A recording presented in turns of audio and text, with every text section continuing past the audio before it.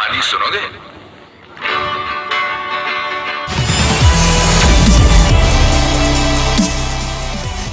लेकिन आज मैं आप सबको एक शेरनी की कहानी सुनाने जा रहा हूँ।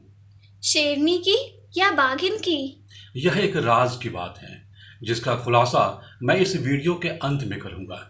लेकिन इतना बता दूं कि यह केवल बच्चों की कहानी नहीं है, यह सब की कहानी है। अमीरों की कहानी, गरीबों की कहानी, मालिकों की कहानी, मजदूरों की कहानी, अफसरों की कहानी, कर्मचारियों की कहानी, नेताओं की कहानी, तो आम जनता की भी कहानी। आप सबसे गुजारिश है कि इस वीडियो को अंत तक ज़रूर देखते रहिएगा। और अगर आप लोगों ने अब तक हमारा यह चैनल सब्सक्राइब नहीं किया है तो कृपया अभी इसी वक्त ज़रूर कर लीजिए और साथ में घंटी भी बजा लीजिए। शेरनी की कहानी मध्य प्रदेश के घने वनों की है। यहाँ के ऊंचे अनमने जंगल की है। एक ऐसा गांव जिसके चारों तरफ जंगल ही जंगल है। यही एक शेरनी जंगल से निकलकर खेतों की ओर आ गई है और गांव में दहशत का पर्याय बन गई है। जंगल से अलग होने के चलते शेरनी के सामने भूख एक बड़ी समस्या है और अपनी इसी भूख को मिटाने के लिए वह आदमखोर हो चुकी है। कभी भैंस तो कभी इंसान को मारकर वह खा जाती है। दूसरी तरफ शेरनी की यही भूख गांव वालों की भूख के लिए भी आफत बन गई है। आगे क्या होता है? असली कहानी इसके बाद शुरू होती है। गांव में कुछ लोग उस शेरनी को मार डालना चाहते हैं, लेकिन वन विभाग की अधिकारी विद्या विंसेंट यानी विद्या बालन शेरनी को मारने के पक्ष में नहीं है, बल्कि उसे सुरक्षित जंगल में भेजने के पक्ष में है। वह उसकी जिंदगी बचाना चाहती है। जैसे कि इस फिल्म में गांव का एक युवक डायलॉग बोलता है, अगर टाइगर है तो जंगल है, जंगल है तभी बारिश है, अगर बारिश है तो पानी है, और पानी है तभी तो इंसान है।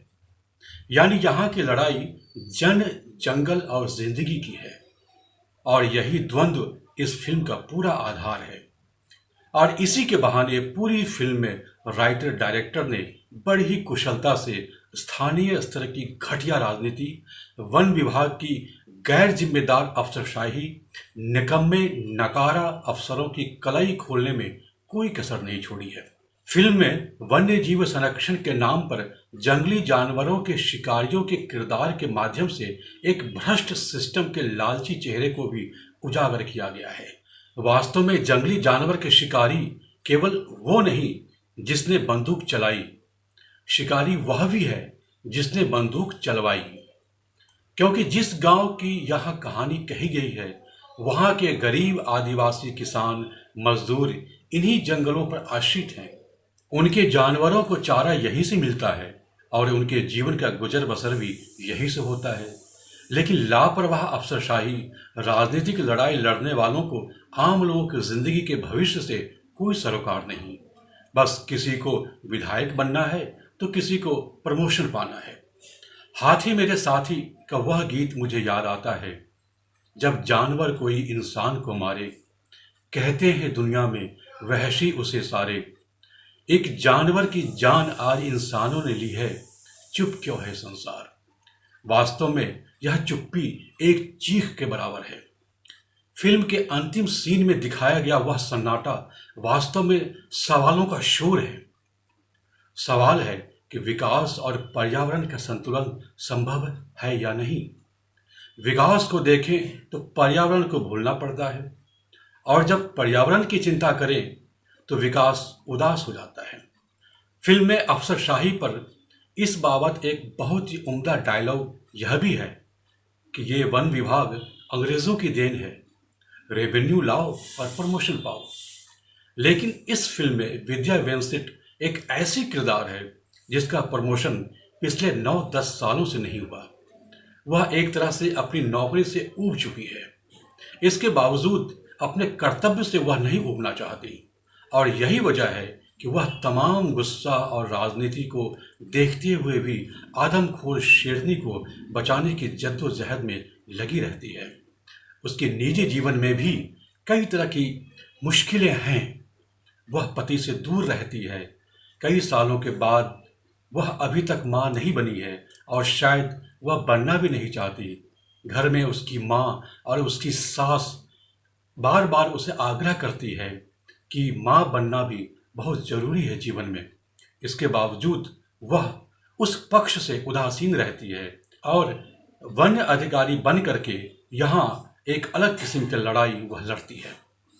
कहानी में फिर क्या हुआ? आगे की कहानी बहुत दर्दनाक है।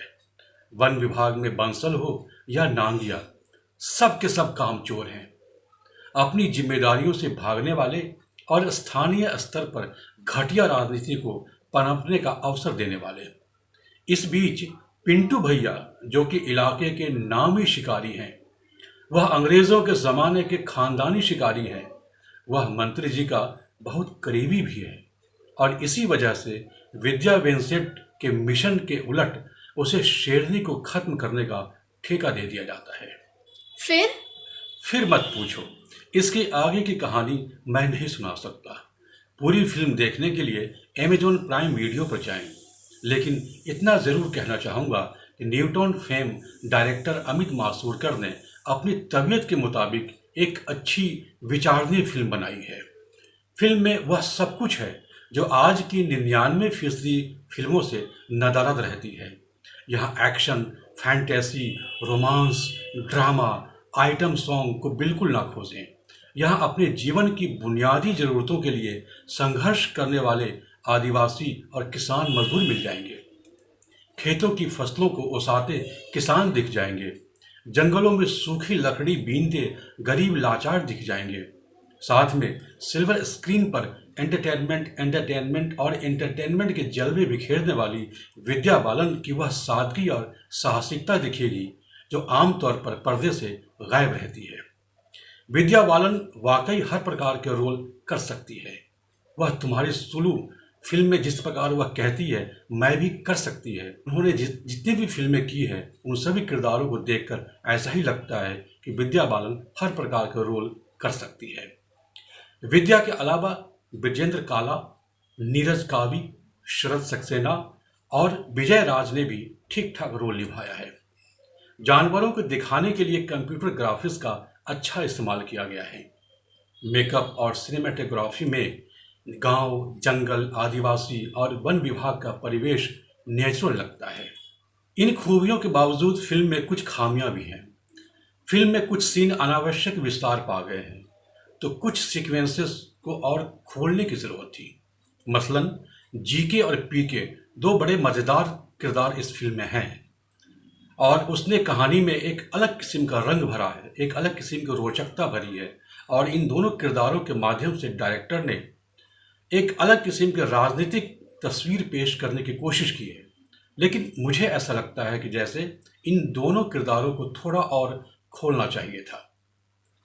इसके अलावा फिल्म में सबसे बड़ी तकनीकी खामी बाघ और शेर की प्रजाति में भेद न करना है। सोशल मीडिया पर इस मामले पर खूब तंज भी कसे जा रहे हैं। फिल्म का टाइटल शेरनी है, लेकिन पूरी फिल्म के संवादों में लोग इसे कभी शेरनी तो कभी टाइगर बोलते हैं, जबकि वन्य जीव विज्ञान के मुताबिक दोनों प्रजाति अलग अलग हैं। मुझे इस संदर्भ में एक फिल्म की याद आ रही है जिसका नाम है मिस्टर नटवरलाल। इस फिल्म की कहानी में आदमखोर शेर की दहशत है, लेकिन सीन दर सीन अगर देखें तो वहां शेर नहीं बल्कि बाघ को दिखाया गया है।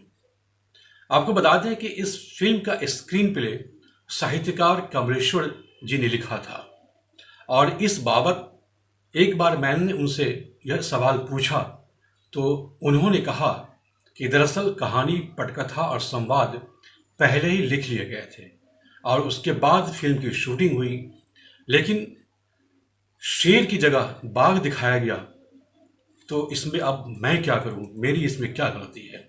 उनका कहना एक तरह से सही था। यह भूल संभव है इस फिल्म में भी यहाँ पर हुई हो, लेकिन इसके बावजूद मेरी नज़र में यह बहुत बड़ी खामी नहीं लगती है, क्योंकि एक तो आमतौर पर बाघिन लोग नहीं बोलते, उसे आमतौर पर लोग बोलचाल में शेरनी ही कहते हैं।